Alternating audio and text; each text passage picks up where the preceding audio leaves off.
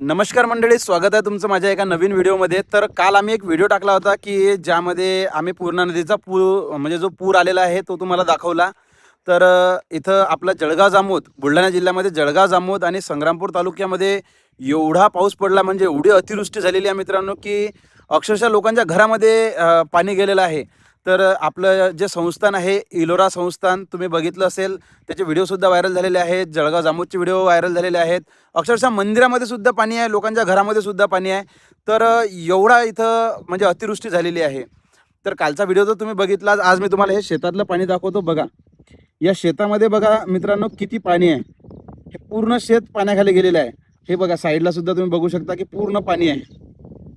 आणि इकडच्या शेजारच्या शेतात म्हणजे पूर्ण साईडला एकदम पाणी, एवढं पाणी पाऊस झालेला आहे की खूप सारं नुकसान झालेलं आहे.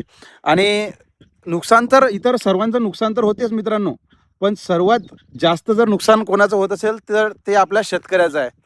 आणि शेतकरी एवढा जीवाचं रान करतो आणि आपलं पीक म्हणजे स्वतःच्या मुलाबाळासारखं ते पिकाला वाढवतो.